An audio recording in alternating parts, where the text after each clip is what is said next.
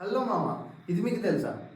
ఈ జనరేషన్లో ఫోన్ అనేది చాలా ఇంపార్టెంట్. ఫోన్ కావాలా, పిల్ల కావాలంటే మనం ఖచ్చితంగా ఫోన్ కావాలని అంటాం. మ్యాటర్ ఏంటంటే ఫోన్కి ఛార్జింగ్ లేకపోతే ఫోన్ యూజ్ చేయకపోతే మనమే ఉంటాం. దీంట్లో ఛార్జింగ్కి A to C అనే కోట్ ఎందుకు పెట్టాడో తెలుసా? అసలు ఎందుకు యూజ్ చేశాడో తెలుసా? తెలిస్తే మాత్రం కామెంట్ చేయండి, తెలియకపోతే షార్ట్ని ఎండ్ వరకు చూడండి. సాధారణంగా ఈ విషయం చాలా మందికి తెలియదు. పాత విషయం అయినా సరే లేటెస్ట్గా తెలుసుకుందాం. అసలు మ్యాటర్ ఏంటంటే USB Type-A పోర్ట్ అనేది టెక్నాలజీ పరంగా స్లోగా ఉందని కాదు, అది టెక్నాలజీ మెమరీ అని అర్థం. ఈ Type-A పోర్ట్స్ అనేవి 1996లోనే లాంచ్ చేశారు. But A to A port type మాత్రమే.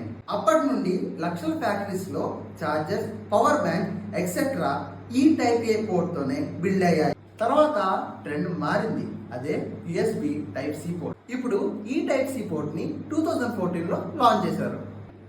Type-Aతో కంపేర్ చేసుకుంటే Type-C చాలా బెటర్. ఎందుకో తెలుసా?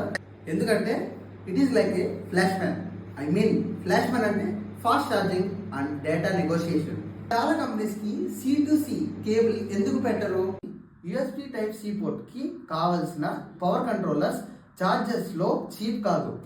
అసలు ఛార్జింగ్ అడాప్టర్ కి Type-C పోర్ట్ పెట్టడం చాలా కంపెనీస్ కి పెద్ద టాస్కే. C2C అడాప్టర్స్ పెట్టాలంటే కంపెనీస్ కి చాలా కోట్లు ఖర్చు అవుతాయి. సో చాలా కంపెనీస్ ఈ A to C కేబుల్స్ నే ఎక్కువ ప్రిఫర్ చేస్తాయి. ఈ ఇన్ఫర్మేషన్ మీకు అనిపిస్తే please like, share and comment.